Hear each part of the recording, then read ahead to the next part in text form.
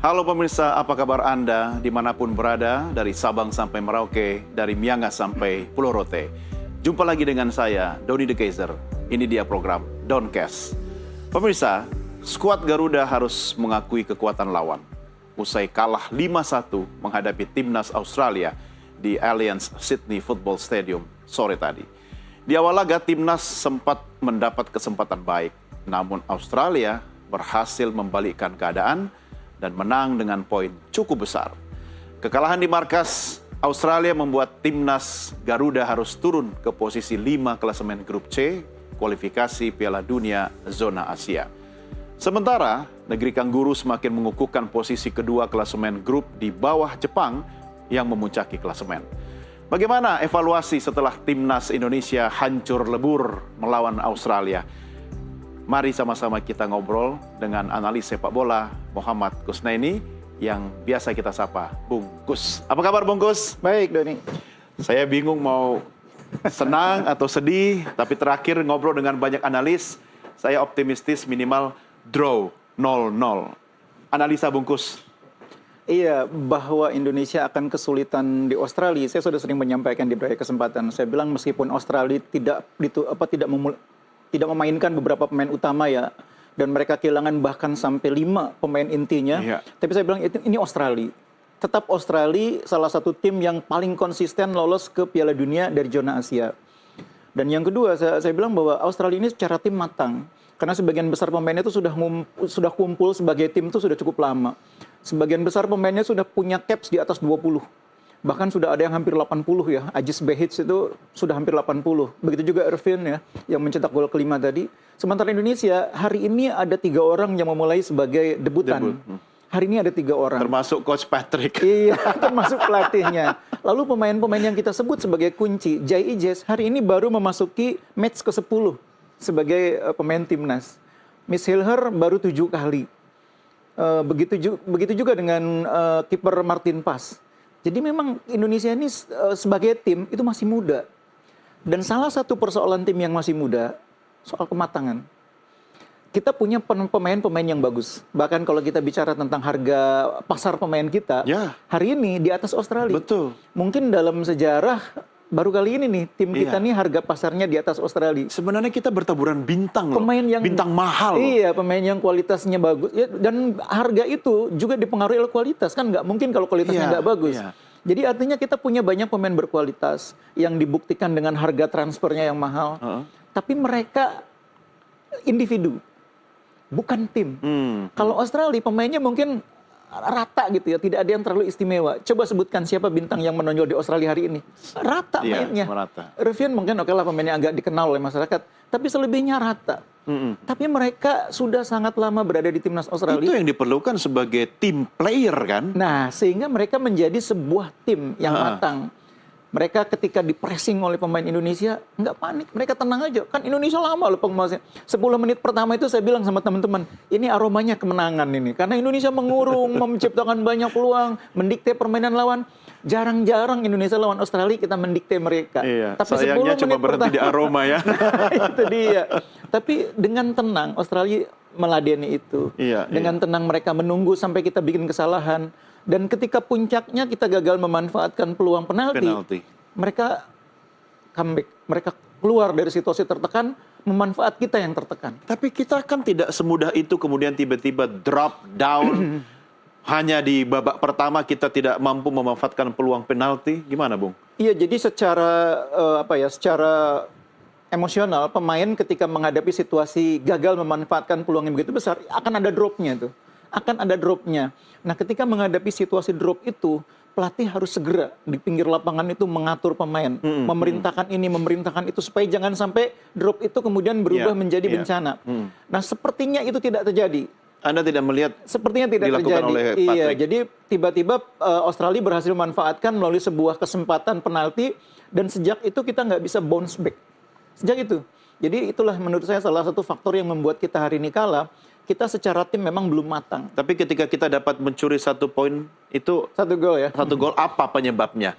Karena kualitas kita emang bagus. Oleh Ramani sebagai striker itu bagus. cuma berhenti sebagai individu. Secara tim di lini depan itu kita main pakai 3 pemain di awal kan. Jadi kita main babak pertama itu main dengan 4-3-3 di awal. 3 pemain depan ini cenderung masih bermain sendiri-sendiri.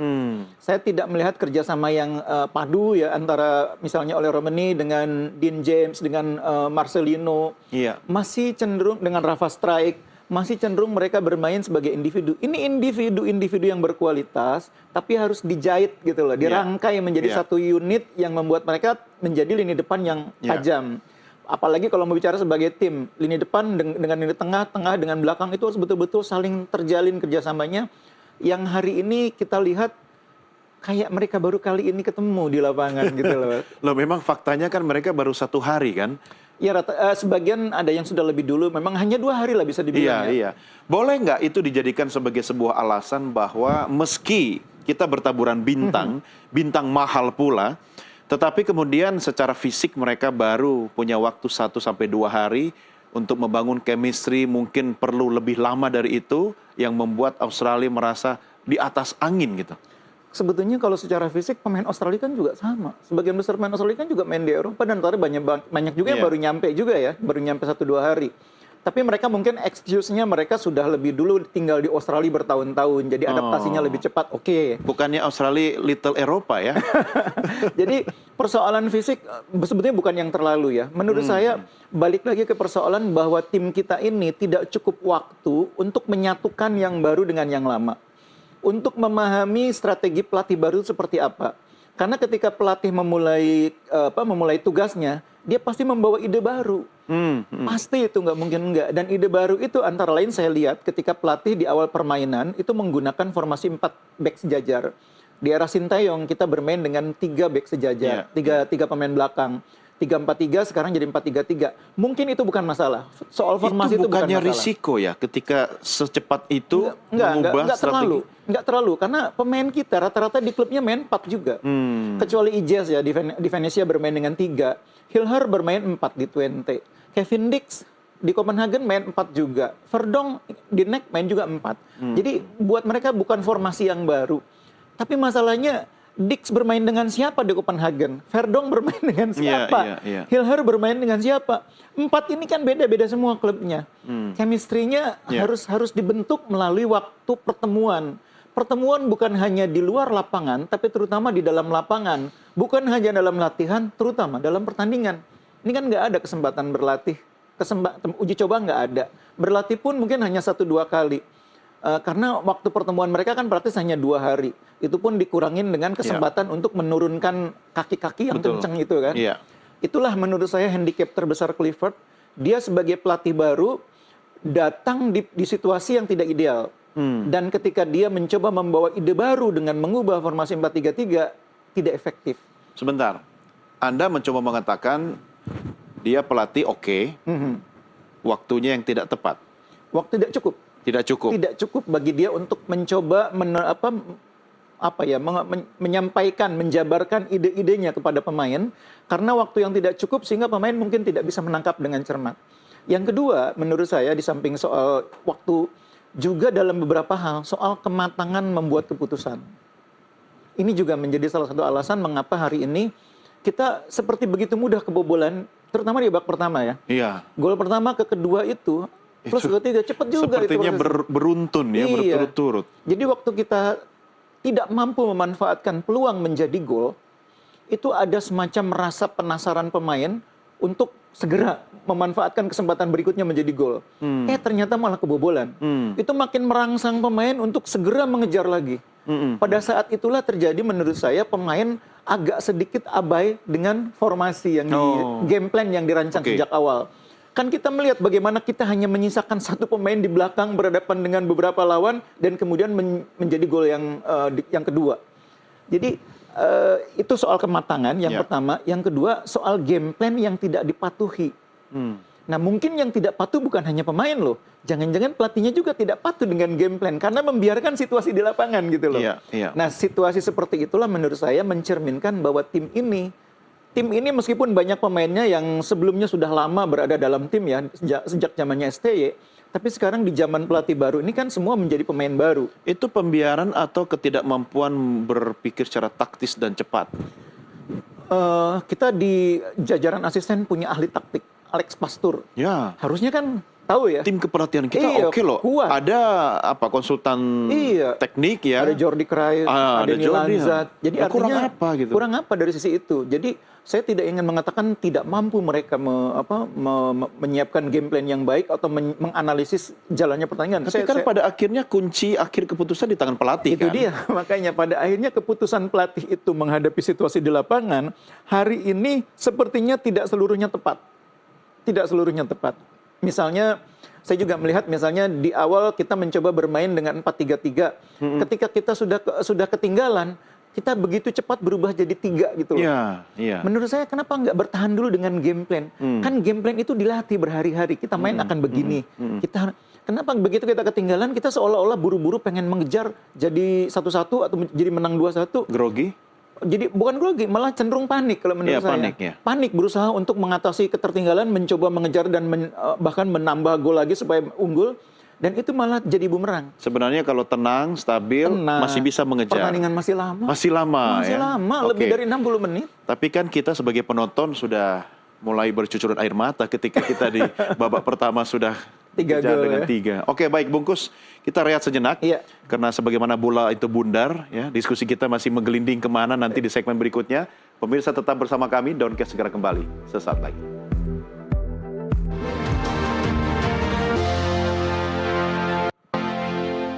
Terima kasih pemirsa masih bersama kami dalam program Downcast hanya di Nusantara TV. Saya Doni The Kaiser. Anda bisa menyaksikan program kami juga melalui live streaming di channel YouTube Official Nusantara TV. Jangan lupa like, share, komen, subscribe. Kalau Anda ingin diskusi, bertanya, komentar terkait dengan topik perbincangan saya dengan Bungkus, silahkan tuliskan di kolom komen. Mumpung Bungkus masih bersama saya sampai pukul 21.00 waktu Indonesia Barat. Maunya sampai jam 4 pagi sih. Karena banyak aspek yang bisa kita ulas. Cuma ya harus fair kan Bung ya. Iya, betul. Pertanyaan saya begini, saya membaca berbagai komentar di media sosial termasuk komentar dari netizen. Ternyata pemain timnas kita itu lebih mudah memahami bahasa Korea dibanding bahasa Belanda atau bahasa Inggris. Ini satir ya.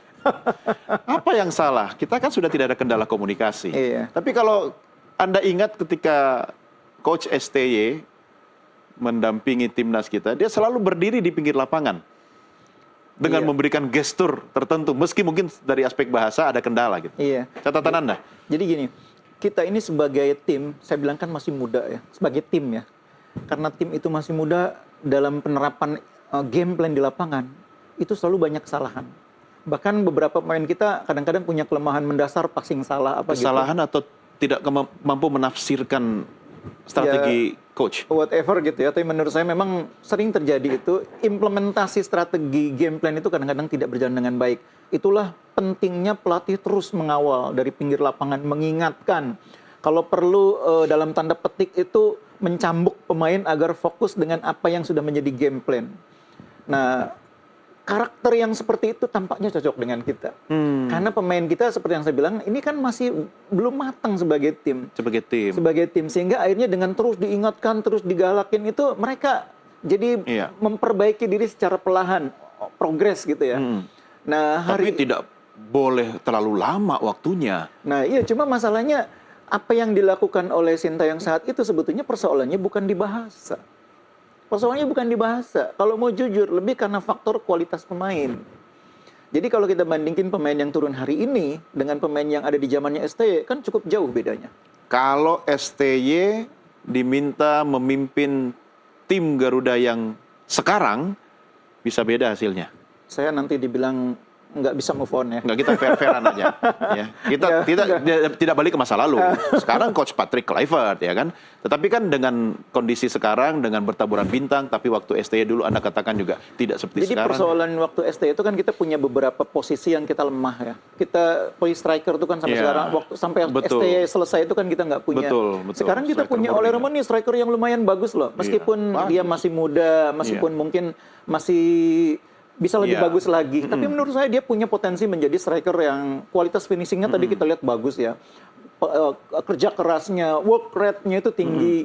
Dan kemampuan dia untuk membaca permainan, pintar mencari posisi. Itu striker yang kita butuhkan. Apa karena minus Asnawi? Enggak juga.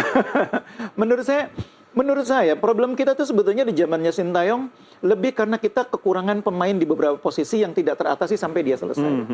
Nah, di zamannya Clifford sekarang ini kan sebetulnya terus dibenahi oleh PSSI ya. Bahkan tidak hanya di posisi striker, karena Clifford bermain dengan 4-3-3, didatangkan pula seorang defensive midfielder, Joy Pelupesi yang sayangnya belum dimainkan juga. Ditambah sekarang kiper ada Audero juga. Jadi sebetulnya materi pemainnya sudah cukup baik, sehingga dalam tanda petik nih kata orang, kalau yang kemarin tuh kita sudah ada di posisi 60 dari 100, dengan tambahan pemain ini kita harusnya sudah bisa 75 dari 100.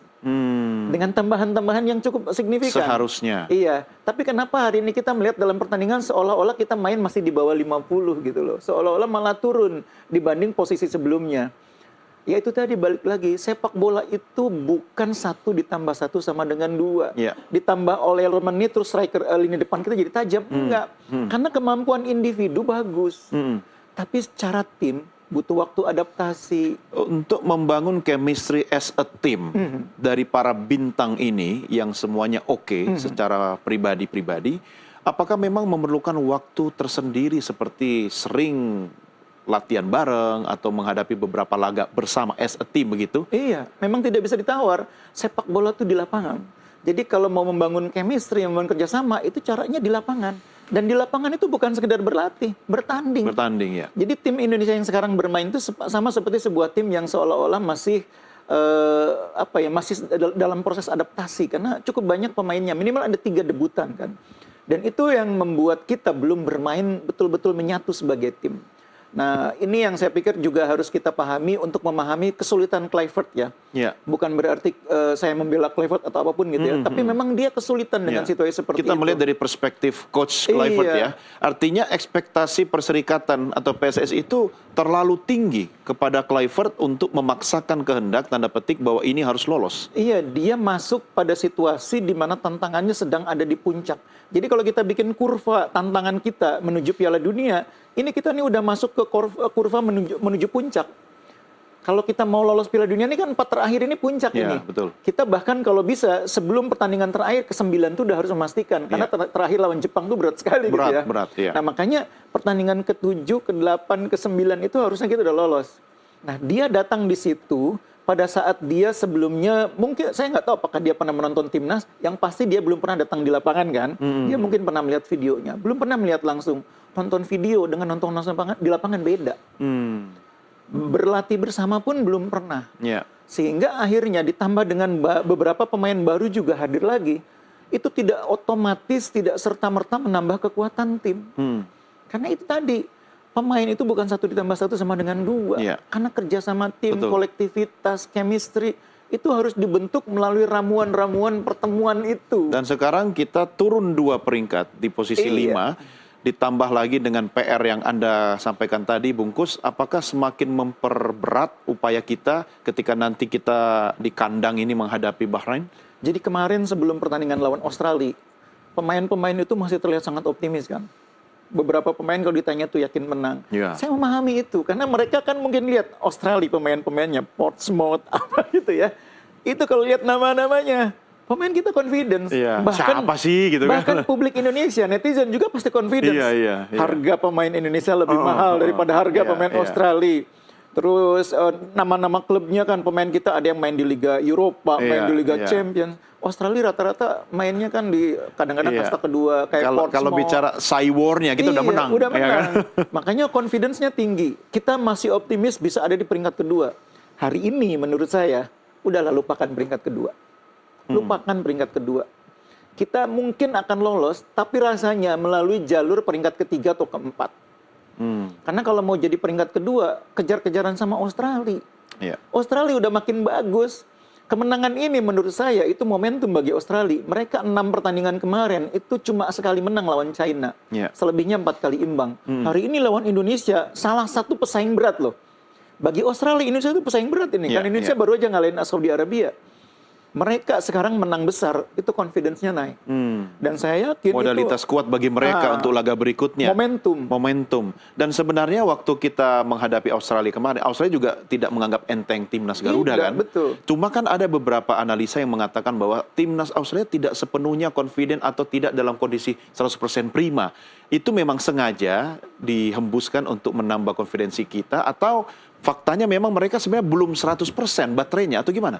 Karena memang mereka tidak diperkuat beberapa pemain utama. Ya, Haris Sutar tidak main, beberapa pemain lain juga tidak bisa ikut. Ada 5 pemain seperti yang saya bilang tadi. 3 diantaranya pemain starter. Nah itu pasti mengurangi kekuatan tim. Karena itulah mereka melihat Indonesia nambah pemain yang kualitasnya cukup bagus. Emil Audero, pengalaman di Juventus, di Inter kan siapa yang nggak silau gitu loh. Lalu datang lagi pemain yang kualitasnya cukup bagus oleh Romani, striker.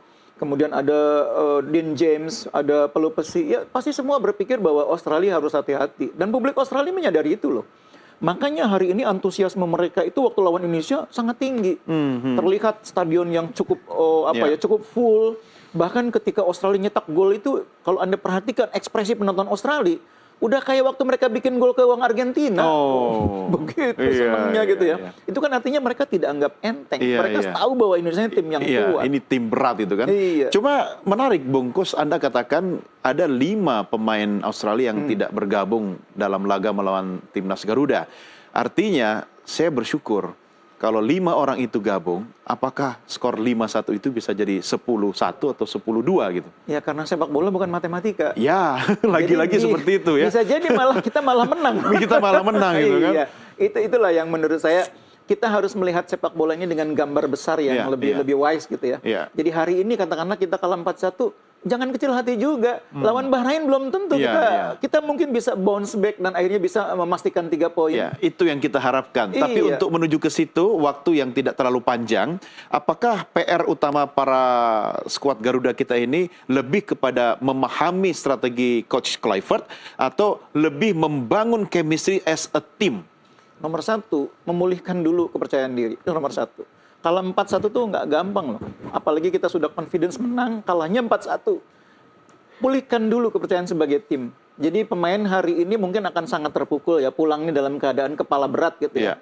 Besok harus lupa. Pulang ke Jakarta, besok pesawat ke Jakarta, sampai di Jakarta udah harus lupa. Fokus ke pertandingan berikutnya lawan Bahrain. Mereka pasti bisa lupa. Fansnya yang sulit melupakan. Iya, bahkan pemain pun menurut saya juga tidak mudah. Ini tugas manajemen tim ya, pelatih, manajer, ofisial yang lain, itu menciptakan program latihan yang akan membuat pemain lepas dari ketegangan, rileks, dan akhirnya melupakan. Itu juga bukan tugas mudah loh. Apalagi seperti yang saya bilang tadi, yang tidak bisa ditawar itu waktu dan kebersamaan. Itu yang tidak bisa dibeli. Kita punya uang sebanyak apapun, punya akses pemain sekelas apapun, waktu dan kebersamaan itu tetap handicap bagi kita. Dan sekarang mereka sudah merasakan di pertandingan pertama dengan minus waktu serta kebersamaan, hasilnya seperti itu. Nah sekarang ada waktu di pertandingan kedua, tapi waktu dan kebersamaan toh masih terbatas. Tinggal bagaimana sulit memaksa mereka untuk memenuhi komitmen waktu ya secara bersama-sama. Sekarang tinggal bagaimana jajaran pelatih ofisial itu membuat mereka secara personal itu chemistry-nya lebih terbentuk minimal di luar lapangan dulu. Caranya? Ya kalau di luar lapangan kan lebih mudah, waktunya lebih panjang. Kalau di dalam lapangan mereka latihan kan paling cuma 1 jam. Pertandingan cuma 2x45. Tapi di luar lapangan bisa seharian. Makan bareng, jalan kaki bareng. Seperti tunjukkan hari ini kan pagi-pagi mereka jalan kaki bareng. Itu sebetulnya hal yang positif. Iya, chemistry. Diperbanyak supaya ada saling memahami yang lebih baik. Tidak hanya soal taktik, tapi juga soal soal komunikasi. Meskipun mereka mungkin sama-sama bisa berbahasa Belanda, tapi bahasa sepak bola itu kan berbeda. Oke, soal ini nanti kita lanjutkan di segmen berikutnya ya. Baik pemirsa, masih tetap menyaksikan Doncast. Doncast segera kembali sesaat lagi.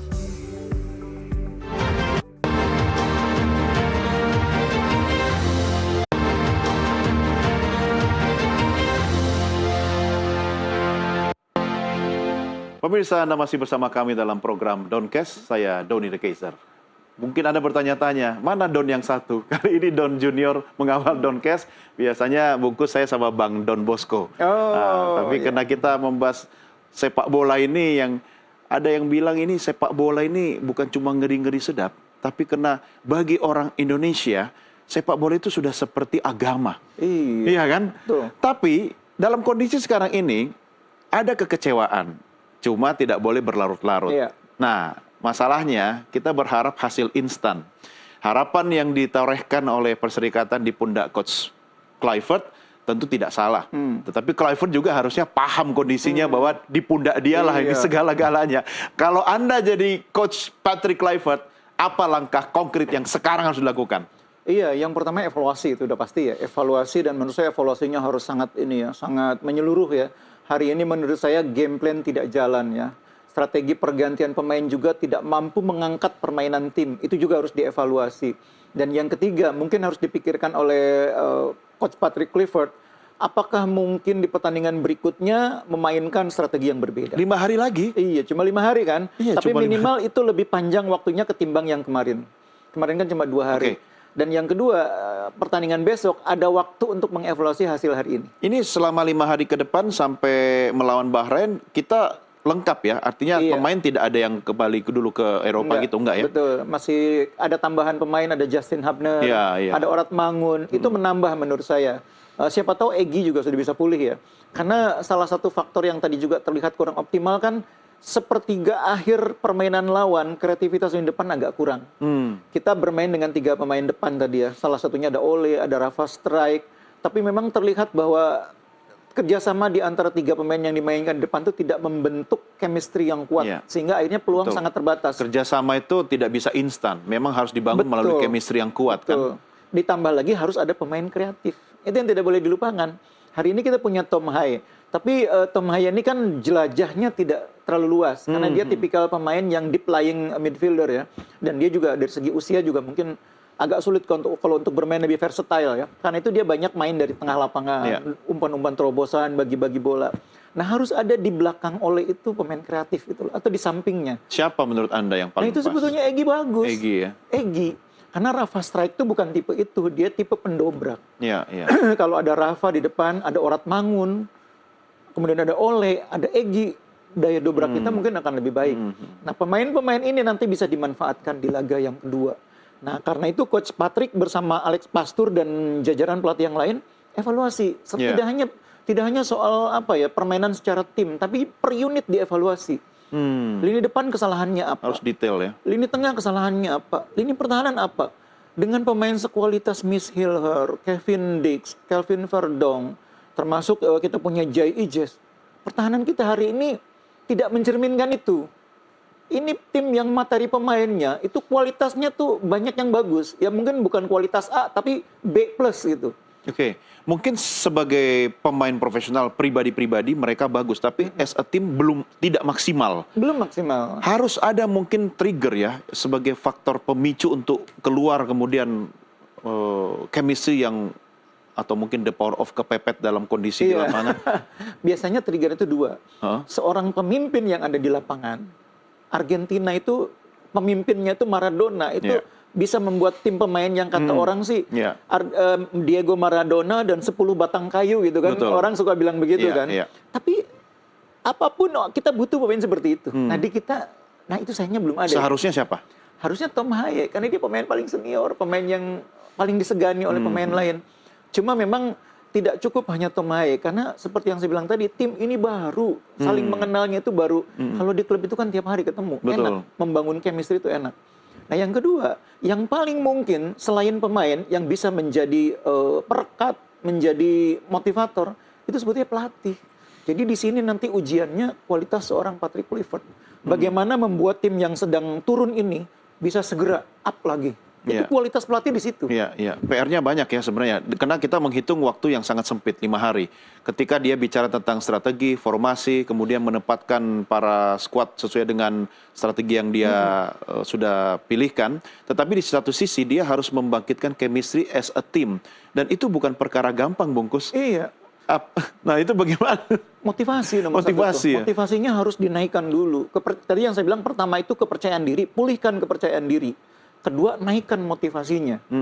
Menaikkan motivasinya supaya mereka fight lagi menghadapi Bahrain, sehingga nanti keluar kemampuannya lebih dari 100%. Kalau bisa 110% istilahnya gitu ya. Iya. Nah itu tugasnya pelatih Kan memang. perbedaan pelatih Korea sama Belanda itu kan apa yang terjadi di ruang ganti itu menentukan. Harusnya kan kelebihannya Kluivert itu di situ kan, Bung ya. Dari segi komunikasi. Dari segi komunikasi Tapi dia bisa kan- memotivasi harusnya. Tapi kan dalam ilmu kepelatihan, komunikasi itu cuma salah satu. Ada yang namanya kemampuan taktikal. Ada yang namanya kemampuan atau jiwa leadership. Punya nggak nih Kluivert kemampuan sebagai seorang pelatih menyalurkan leadershipnya, kepemimpinannya untuk memotivasi? Tidak terlihat. Enggak, maksudnya dalam situasi kebatinan kan kita baru mengalami ini nih. Kan kalau kemarin kita belum lihat apa-apa. Hari Oke. ini kita melihat Kluivert tidak mampu membawa tim ke level performa yang diinginkan. Artinya di bawah, below par gitu Iya. ya. Nah, Akhirnya itu sekarang- semua bermuara kepada dia kan. Iya, sekarang mau nggak mau dia harus menaikkan dari below par ini naik ke atas.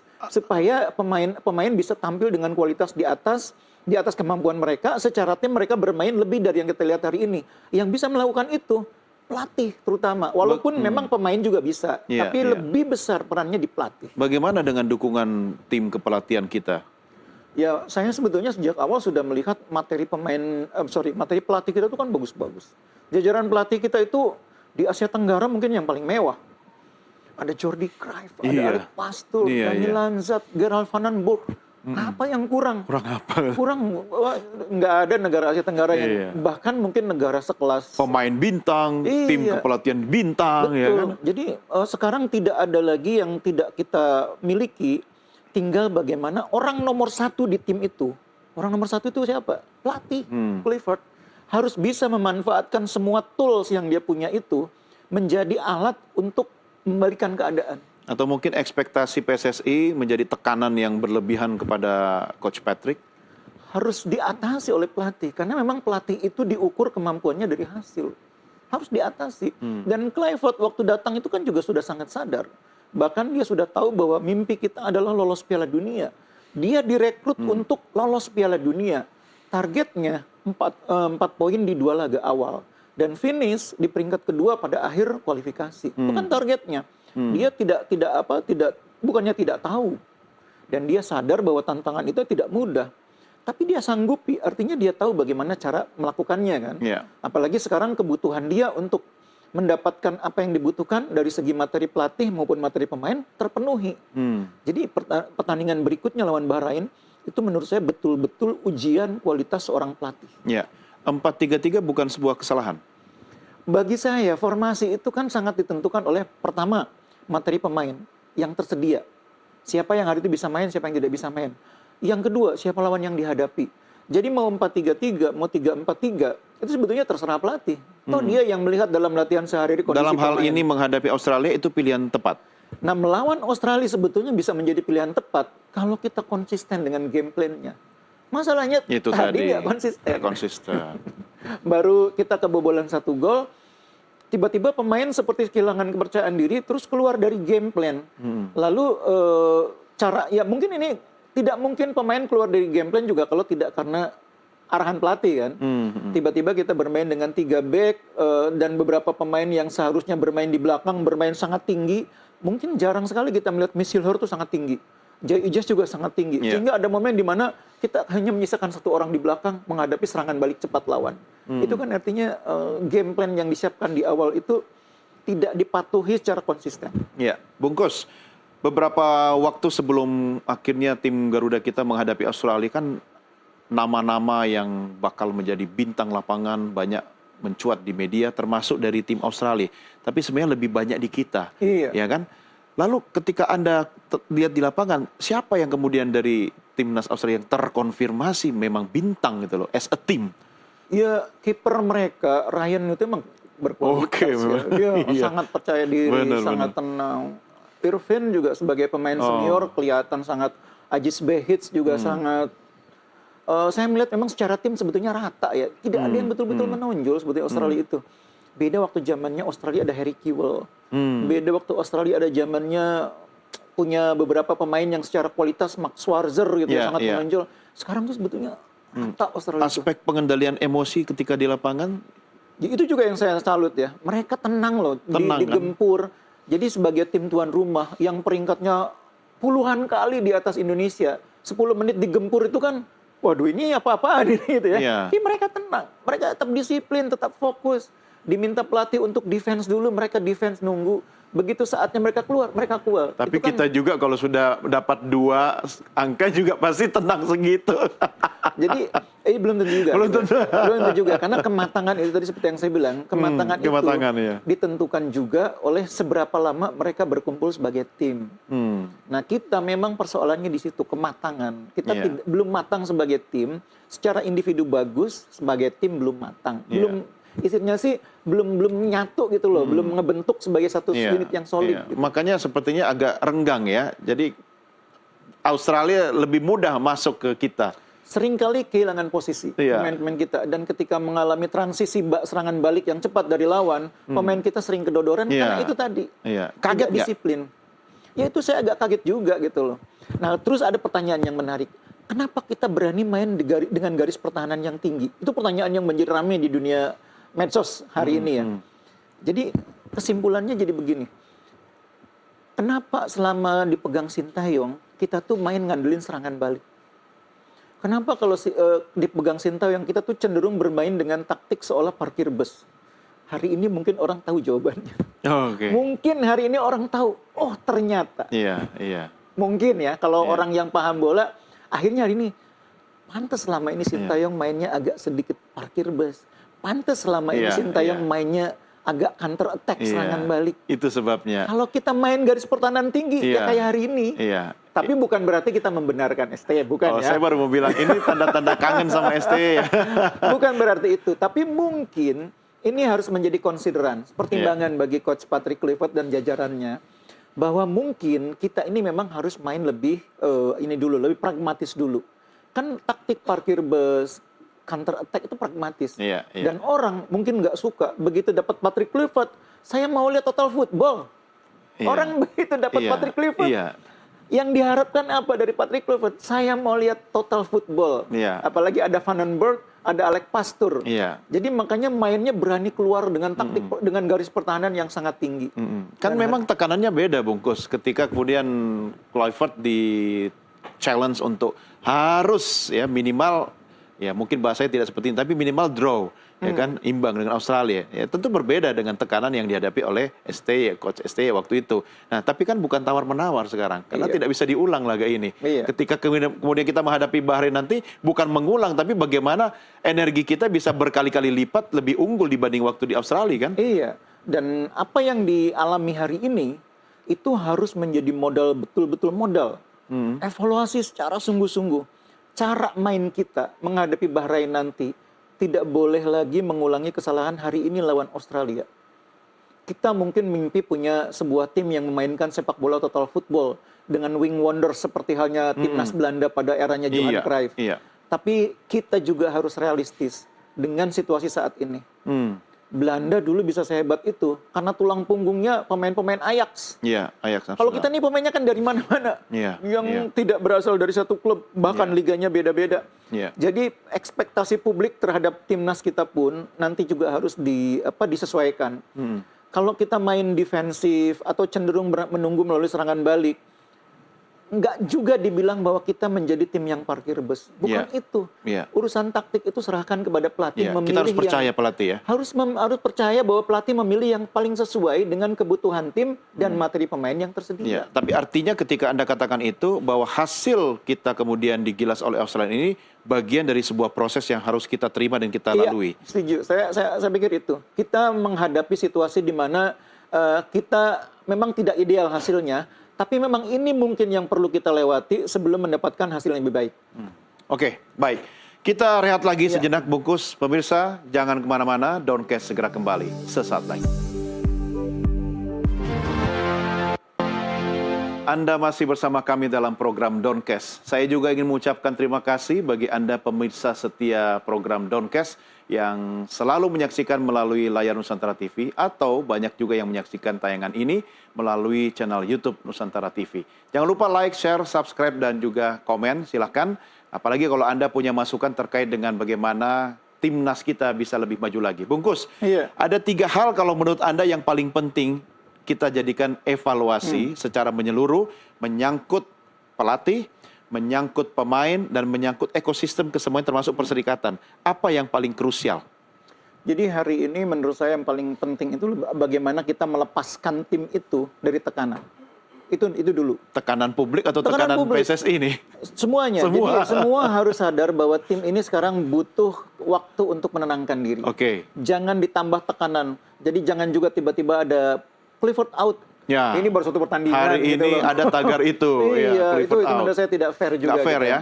Kita sudah mengakui bahwa memberhentikan Sintayong sebelum kualifikasi selesai itu tidak fair. Iya, Masa iya. ini Clifford baru satu pertandingan di tagar Clifford out juga tidak fair juga. Iya. Biarkan dia menyelesaikan kewajibannya sampai kualifikasi selesai, kita evaluasi. Jadi ketika nama STY berkumandang di Sydney itu pun juga sebenarnya hanya simbol kekecewaan pada saat kita digilas Australia ya. Betul, itulah gambaran bahwa masyarakat memang selalu menginginkan hasil yang terbaik Dan cepat. Dan cepat memang. Tapi tidak fair kalau kita tidak memberi kesempatan Clifford menyelesaikan kualifikasi ini. Tapi kan kesempatannya cuma sampai melawan Bahrain. Enggak, menurut saya harus selesai sampai pertandingan lawan Jepang nanti. Harus selesai. Karena kalau cuma melawan Bahrain percuma juga. Misalkan diberhentikan gitu ya, lalu 2 pertandingan berikutnya ganti pelatih, susah juga. Susah juga mengubahnya. Jadi biarkan sampai selesai, biar kita nih bisa mengevaluasi dan menilai secara utuh gitu loh. Kalau begitu kondisinya berarti Bungkus akan mengamini, mengonfirmasi bahwa kita akan bertengger di posisi 3 atau 4 dong? Iya, untuk kedua seperti yang saya bilang tadi, hari ini sebaiknya kita mulai melupakan peringkat kedua. Sebaiknya. Karena kalau kita ekspektasinya terlalu tinggi, ini bebannya makin berat lagi. Kata-kata Anda akan sulit dilakukan oleh Bung Erick Thohir. Jadi untuk menjadi peringkat kedua itu, syaratnya kan menurut saya, kita butuh minimal 12 poin. Dan itu sangat berat. Sulit, ya. Udah sangat berat. Apalagi nanti kalau ngadepin Jepang kan? Iya, lawan Jepang kita sulit berat. Nanti kita masih punya peluang lawan Bahrain, melawan China. Memang mungkin 6 poin, jadi 12 poin. Mungkin ya. Tapi permasalahannya, Australia juga poinnya udah nambah-nambah terus nih. Sehingga akhirnya mungkin dari kemungkinan kita peringkat kedua dengan 12 poin, ternyata dilewati Australia dengan 13 poin. Kalau posisi pertama udah pastilah itu Jepang ya. Nah, jadi peringkat kedua itu menurut saya sekarang kembali menjadi milik pemilik yang sebenarnya Australia. Nah, kita masih punya peluang lolos kalau konsisten di 3 laga terakhir. Saya masih optimis kita ini masih peringkat 3-4 masih bisa lolos ke putaran kualifikasi yang berikutnya. Cuma kan seperti kata Anda juga, bola itu bundar. Saya tetap berprasangka baik bahwa nanti kemungkinan ketika kita ketemu Jepang dalam kondisi yang tidak sempurna atau dalam performa yang tidak maksimal gitu. Hari ini Australia juga nggak sempurna. Dan orang sudah bilang Australia tanpa pemain inti 5 orang, tanpa Haris Sutar, pertahanannya akan begini. Tadinya saya berharap mendapat kata-kata hiburan dari Anda, tapi oke lah, itu faktanya ya, kenyataannya. Next, 5 hari lagi, Bahrain. Kita menghadapi di kandang sendiri. Apa yang harus kita lakukan? Tadi saya sudah mengatakan, jauhkan dulu nih pemain dari tekanan dulu. Biarkan mereka lepas dari tekanan. Termasuk jauhkan dari medsos dulu ya? Jauhkan dari medsos. Publik juga jangan terlalu membebani, jangan ada ini out, itu out. Beri ruang mereka untuk belajar, mengevaluasi, dan kemudian memperbaiki. Nah, yang kedua, dari sisi timnya sendiri, mereka tidak boleh lagi terlalu menganggap enteng lawan. Keyakinan yang berlebihan, oke lah kita memang overconfidence tidak boleh. Materi pemain kita lebih bagus dari Australia. Faktanya kan juga ternyata lawan Australia kita kesulitan. Kalau dengan Bahrain? Bahrain lebih jauh lagi kita. Karena di grup ini yang materi pemainnya di atas kita hanya Jepang. Kalau lihat hari ini Australia, kalau Australia full mungkin Australia lebih bagus. Tapi kalau di luar pemain-pemain yang absen hari ini, kita di atas Jepang, di atas Australia, di bawah Jepang. Bahrain di bawah kita materinya. China juga di bawah Harusnya kita di atas angin ya. Nah, jadi dengan gambaran bahwa kita punya materi pemain yang bagus, terus kita menganggap enteng Bahrain, itu berbahaya lagi. Itu yang kedua. Kita tidak boleh menganggap enteng Bahrain, meskipun Bahrain, apalagi kita memang di pertandingan pertama kan mengalami pertandingan yang tidak menyenangkan lawan Bahrain. Jadi jangan overconfidence. Bahrain yang akan kita hadapi ini dengan yang sebelumnya itu bedanya di mana? Hampir sama sih materinya, karena mereka kan materinya. Yang beda kan kita sebenarnya kan? Yang memperbaiki kualitas kan kita terus. Kalau Bahrain, China itu ya memang segitu-gitu. Bukannya lebih mudah kita membaca Bahrain dengan kondisi sekarang ini kita lebih banyak bintang-bintang, ya materi mereka masih sama begitu? Justru yang materinya sama itu lebih padu mainnya. Oh, lebih solid. Lebih solid. Kita yang banyak melakukan perubahan itu harus pintar memanfaatkan pemain-pemain yang berkualitas ini, menyatukannya sebagai tim. Dan itu PR bagi pelatih. Nah, karena itu saya bilang itu jangan anggap enteng. Nah, yang ketiga menurut saya, pelatih harus juga lebih pragmatis menurut saya. Ini pendapat saya pribadi ya. Pragmatislah cara main Indonesia dengan garis pertahanan yang terlalu tinggi, dengan bermain terlalu ofensif. Kayaknya belum. Dengan pemahaman kerjasama tim yang masih seperti ini. Jadi Raja jadi parkir bis aja dulu? Bukan parkir bis, lebih pragmatis.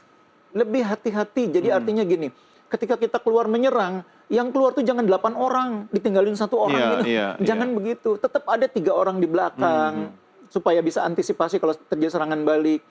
Lalu jarak antara lini juga jangan terlalu jauh, jangan terlalu bernafsu ingin mencetak gol. Bukannya itu resiko aura bintang ya? Karena ketika di panggung atau dalam laga, seorang pemain bintang lebih cenderung untuk solo gitu. Kalau lebih jauh lagi, itu risikonya total football. Iya. Jadi dalam total football itu Anda boleh kebobolan 2, tapi saya cetak 3. Iya, iya. Kita kan maunya penonton kita total football. Ya itu begitu. Risikonya bermain sangat terbuka, garis pertahanannya tinggi, sehingga akhirnya menurut saya itu belum cocok buat Indonesia. Dengan begitu banyaknya pemain yang datang tidak bersamaan. Banyak pemain yang baru bergabung, banyak yang sudah cukup lama, sehingga chemistry kerjasama belum terbentuk. Nggak cocok karena yang kita hadapi Australia, atau mungkin kalau mungkin juga lawan Bahrain juga akan sama. Karena lawan kan kurang lebih sama. Materi pemain Bahrain itu ya rata-rata aja, nggak ada yang istimewa. Tapi mereka sudah lama menjadi satu kesatuan tim. Kerjasamanya lebih padu. Ditambah lagi mereka secara fisik juga kuat. Hari ini kita bobolan 2 gol tendangan penjuru karena kalah fisik. Dan kalah koordinasi juga, bukan cuma fisik sih. Harusnya kan dalam sepak bola yang modern kan sebetulnya pelatih sudah tahu. Kalau saya menghadapi situasi bola mati tendangan penjuru, siapa mengawal siapa? Striker ngawal back, back ngawal striker. Di posisi tiang gawang dekat, tiang 1 siapa? Tiang 2 siapa? Di posisi yang dekat dengan pusat kotak penalti yang ada titik putihnya itu siapa? Karena bola itu paling mungkin dihalau dari situ. Itu udah diatur semuanya. Nah, hari ini kita ternyata gagal mengimplementasikan semua itu. Nah, itu harus diperbaiki. Jadi 3 hal itu dulu diperbaiki ya. Menghadapi Bahrain, mungkin kita bisa mendapatkan hasil lebih baik. Saya berharap kita bisa menang, tapi kalau dapat 1 poin pun saya tidak akan kaget. Karena sudah kalah 1-4 lawan Australia. Ada satu aspek kalau kita bicara penonton pasti akan menjadi dukungan di Jakarta. Yang kedua, cuaca kan beda. Kalau kita bicara Australia kan mirip-mirip Eropa kan. Sebagai pemain yang rata-rata berlaga di Eropa, tentu tidak terlalu jauh perbedaan suhunya. Tapi kalau di Jakarta ini kan berbeda. Ya kita berharap nanti BMKG rekayasa cuaca biar sering hujan lah. Jadi malamnya nanti nggak terlalu panas gitu. Ngaruh nggak pada kondisi fisik nanti pemain? Kalau cuacanya kayak Indonesia sih buat Bahrain nggak aneh. Bahrain terbiasa ya. Buat Bahrain, buat kita ini loh. Buat kita juga nggak masalah kan. Pemain-pemain kita tuh dengan cuaca di Jakarta kalau misalkan lebih sejuk lebih baik. Tapi kalaupun panas kan nggak sepanas di Bahrain. Mereka sudah pernah main di Bahrain, sudah pernah main di Arab, jadi nggak terlalu kaget. Saya tidak menganggap cuaca itu sebagai faktor yang determinan ya, yang menentukan terhadap hasil akhir hari ini maupun di beberapa waktu yang lalu ya. Karena pemain kita ini kan pemain profesional yang sudah terbiasa menghadapi pergantian Kita nggak usah khawatir soal itu ya. Saya minta optimisme Anda bungkus kepada timnas kita yang bisa Anda sampaikan juga kepada seluruh penonton Downcast dimanapun berada, karena ini sebuah proses dan harus bersabar ya. Apa yang bisa Anda sampaikan?